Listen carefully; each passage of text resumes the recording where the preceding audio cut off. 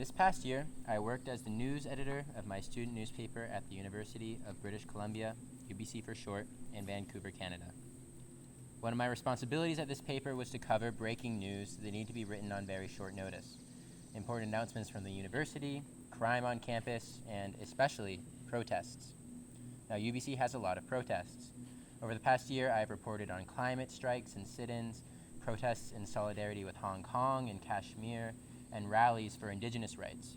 But the most heated demonstrations took place when controversial public figures were invited to speak on campus. In October of last year, one such speaker was invited by a UBC free speech group. His name is Ricardo Duchesne, and he's an academic at a Canadian university, but he recently lost his professorship because of his views. He's a white nationalist, which means he believes countries like Canada and the US should restrict immigration to keep nations more racially segregated, because he thinks that having too much cultural and racial mixing makes it hard for a society to get along and can lead to widespread unhappiness and, in his opinion, violence, crime, and racial clashes. It's hard to acknowledge and wrap our heads around how people can think like this, but many do. And one of the most outspoken thinkers had been invited to my campus and my home, and it was also a home to tens of thousands of students who would have been targets of his proposed policies. Duchesne had come to campus before, and he had received media coverage criticizing his views and associating him with nefarious far-right organizations. Because of this, an activist group on campus, the UBC Students Against Bigotry, had organized a small but committed group of people to counter-protest Duchesne.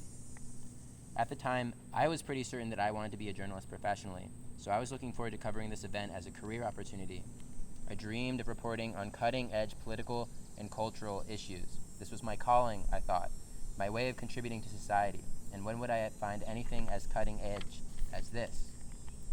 So when the group that invited Duchesne and his co-speaker reached out to me to interview the speakers before their event, I immediately took the opportunity and sat with them for 45 minutes at a cafe right in the middle of campus. I figured if I was going to write an article about such a sensitive topic, I ought to do my research and make sure I knew exactly what these speakers stand for, especially because they had already received so much harsh media criticism. The following day, the day of the event, the protesters assembled before marching to the talk, and I quickly realized that this would not be like the demonstrations I had covered in the past. They dressed in black, and many of them covered their faces with black masks and bandanas. They screamed chants and blasted protest music, and I mean blasted. People shrank and covered their ears as the group marched across campus. This did not look like the beginnings of a peaceful protest to me. When the crowd arrived at the building where the event was taking place, they immediately clustered around the door. They continued to yell and chant and slammed on the windows to disrupt the event organizers who were gathering inside. Over the next hour, as attendees arrived, the protesters blocked their path, forcing them to part the crowd of 30 or so screaming people if they were to enter the building.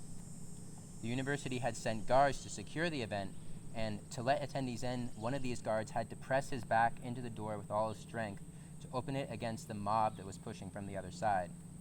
One by one, 7 cop guards arrived on the scene to ensure that it didn't escalate, and luckily it didn't. But the protesters were careful never to perform acts of violence themselves.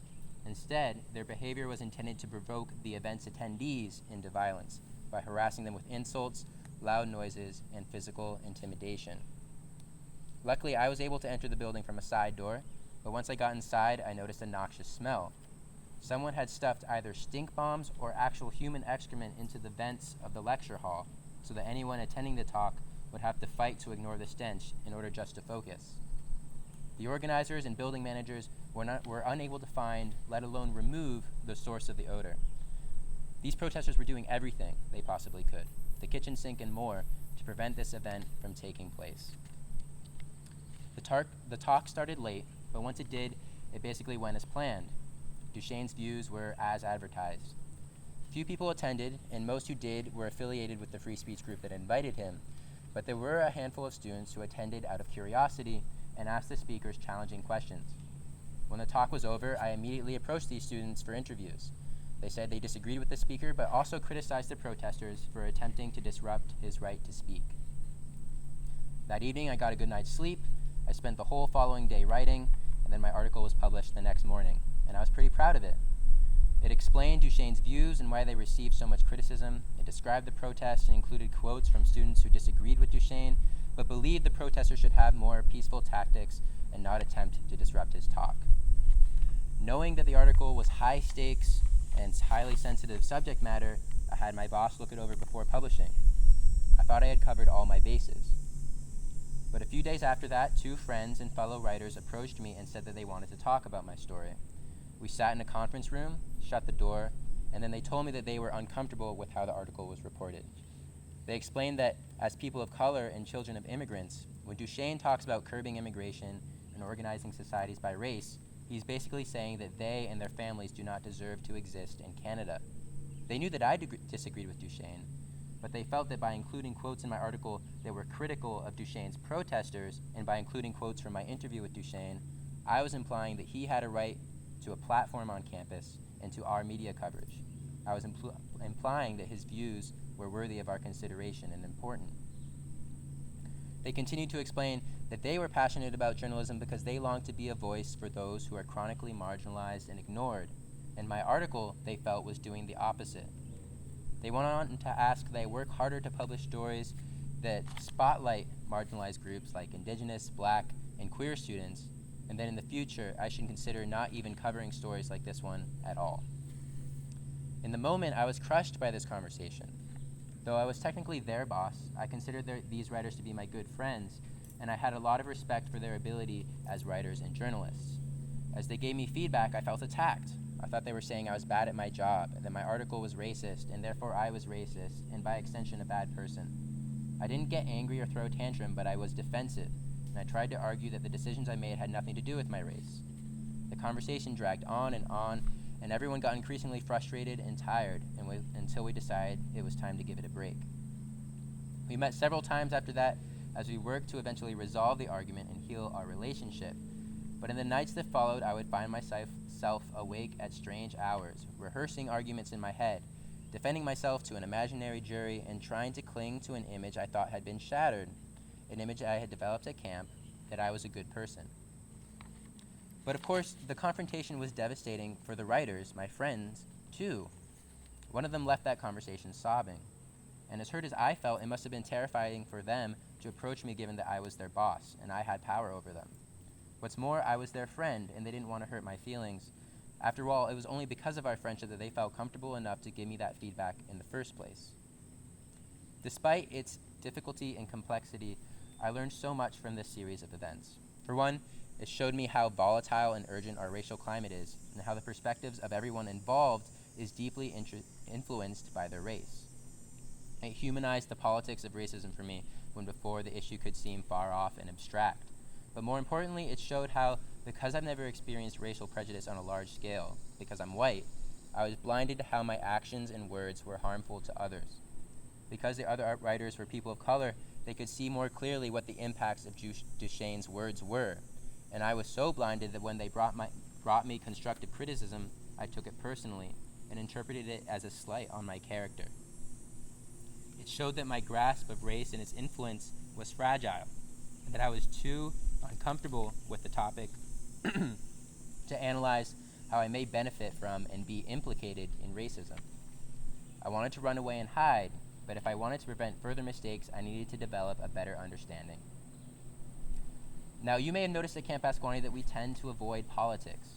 We have campers from all over the world in many walks of life, and as Mr. Vinny says, if you asked every member of our community for their definition of God, you would get hundreds of different answers, and you would certainly get hundreds of different answers if you asked them about politics or race, protesting, what have you. We strive to be apolitical because we want everyone to feel welcome here, regardless of the views that they grew up with. So instead of politics, we talk about values, the principles and morality that guide our everyday decisions, the stuff we can all agree upon. So then, why did I tell you this story? Why did I choose race as my topic for today's talk? It's so politically charged, so complicated and thorny, fraught with material that might discomfort or offend, but perhaps most urgently, it lacks obvious right and wrong answers. And that's why we need to talk about it. Conundrums like these are loaded with moral questions that test our basic principles and our belief in them. You are all likely familiar with a story that's similarly complex and as relevant as ever, the killing of George Floyd by white police officers while he was being arrested for buying cigarettes with counterfeit bills. You may have seen the video. The murder sparked protests and even riots across the United States and the world against police brutality. You may have seen an example last Thursday before the first game of the NBA's long-awaited restart when the players of the Utah Jazz and New Orleans Pelicans all knelt during the national anthem in solidarity with the Black Lives Matter movement. Similar acts of defiance will almost certainly continue in the coming months and in other sports and venues. Again, if I asked you what you think about Floyd's death or the ethics of rioting or police reform, I'd probably get dozens of different answers. My goal today is not to tell you what to think. Rather, the central lesson I want you to take away is this: each and every one of us needs to stop and think about racism, as a nation, as a camp, and at home. We need to analyze how racism has shaped our lives and the lives of those around us, and we need to have conversations about race that will help us develop the language that's necessary for discussing and understanding it. In his book, On the Right Side of Freedom, leading Black Lives Matter activist DeRay McKesson calls language the first act because it gives us, quote, the words to describe, to unpack, and to frame the world around us, unquote. Only after we have recognized and framed a problem with our words can we begin to address it. Today we're going to perform this first act by talking about race together.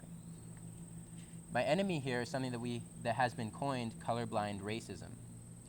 You've probably heard it before when people say stuff like, oh, I don't see race, or it's racist to talk about race all the time. And I have to admit, I've said and thought stuff like this in my past. In short, those who fall into colorblind racism believe that the best way to fight it is to stop talking about it, to pretend racism doesn't exist. On the surface, this might seem like a good strategy, one that allows us to, as Martin Luther King Jr. said, judge others by the color of their skin, judge others not by the color of their skin, but the content of their character. But it also poses a number of severe problems. First of all, by refusing to talk about race and racism, we deny the experiences of people of color who aren't able to just opt out of racism, because they are confronted with race every day, in the media, socially, and in their interactions with the police and other authorities. Second, colorblind racism assumes that all forms of racism take place at the conscious level, and racial prejudice will just go away once everyone deliberately rejects it. On the contrary, some of the most hurtful forms of discrimination take place at the subconscious level. That is, we think and do them without being aware that we're doing them. Trying to act like race doesn't exist only forces our discriminatory assumptions deeper into the subconscious, so we're left unaware when they surface. Colorblind racism also assumes that we can just get over our prejudiced impulses, and therefore every act of discrimination means we're bad people who haven't been converted to the light side yet. This belief is why I was so sensitive and defensive when the writers at my paper brought me private feedback. But unfortunately, racism exists all around us in subtle ways, and despite our good intentions, we were all raised in an environment that reinforces these assumptions. We would never say that we finished perfecting honesty or kindness or any of the other principles we practice here at camp. We must accept that fighting racial prejudice is always a work in progress, too. I'll also point out that while talking about race has always been the right thing to do, my story at UBC shows that it's also the most prudent thing to do. By prudent, I mean that it's the best for you and your future. When you go to college or embark on a career, it's very likely that you will find yourself in situations where it's helpful and probably essential to be able to talk about race with respect and thoughtfulness.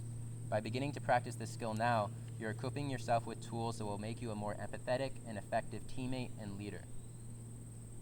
And while this talk is specifically geared towards race, much of this work also needs to be done to prevent discrimination against women, members of the LGBTQ+ community, religious minorities, and many other persecuted groups. Once you work to increase your awareness of how racism influences your circumstances, you might be surprised and humbled by what you find. For example, in my own life, I grew up and my parents still live in a relatively mixed neighborhood called Mount Vernon, New York. Through third grade, I went to a school that was a block away and had a population of about 50-50 black to white students. But my parents were concerned that if I stayed in Mount Vernon, I wasn't going to get a good education. Mount Vernon High School was a notoriously bad school, and I remember my dad telling me when I was very young, "You don't want to go to Mount Vernon High School because there are knife fights there." You probably read this in a newspaper at some point and thought it would be a good way of explaining to me why the school wasn't for me. But that image left a lasting impression. So my parents paid extra tuition to send me to the school in the neighborhood next door called Bronxville, New York. Unlike Mount Vernon, Bronxville is an extremely wealthy town, and accordingly, they had a well-funded and prestigious public school. But the town and the school were almost exclusively white. Now, I don't think it was wrong for my parents to send me to Bronxville High. They wanted to provide the best education for me that they possibly could. But think about the bad lessons that this incident taught me about race without my realizing it. First of all, because of the reputation of Mount Vernon High School, a reputation that I was made aware of at a very young age, I was taught to associate its many black students with poverty, poor education, and because of the knife fights, violence. And on the opposite end, I was taught to associate the white students of Bronxville with wealth, intelligence, and opportunity. I was taught that the essence of upward mobility, making progress in life, is to move out of poorer mixed-race neighborhoods into wealthy white neighborhoods. And what's strangest about this is that while I was at Bronxville, I was preoccupied not with the opportunity I was getting, but how I felt like an outsider there because I lived in Mount Vernon, not in Bronxville. Now, of course, on the conscious level, my parents and teachers all taught me that everyone is equal and racism is wrong. But simultaneously, on a subconscious level, because of how the society around me was structured, I was trained to think in certain ways that were racist. It's only after recognizing and thinking about how race has influenced me and my course through life that I'm able to unpack those assumptions and work towards improving my behavior. If you analyze your life through this lens, you'll inevitably notice many other ways that racism is shaping your life and the lives of those around you. The key here, to use a camp term, is to maintain a seeing eye. Watch for these racist acts or social structures that are usually subconscious so that you can bring them into your conscious awareness and work to counteract them. So I challenge you to do this type of detective work. I'm sure many of you have already been doing it for a long time, but many of us could afford to think about it even more. Perhaps you'll notice how people of one race exclude people of another race when eating lunch in the cafeteria, or that slavery and segregation don't seem to be fully addressed in history books, or that certain groups are targeted in political speeches. For my own part, I've had to think about how, if I could do it over again, I would rewrite that article to include quotes that are critical of the protesters' tactics, but could never be read as an endorsement of Duchesne and his views.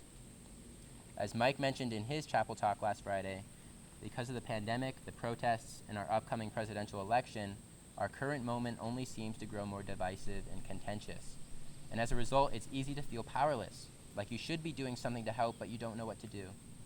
It might not sound like much, but analyzing the racism around you and starting conversations about it with your friends and loved ones is a good place to start. In the words of the Black essayist and novelist James Baldwin, it empowers us to see ourselves as we are, to cease fleeing from reality and begin to change it. And like most things at camp, it just begins with taking a moment to stop and think, to sow a thought, and thus an act, a habit, a character, a destiny. Thank you.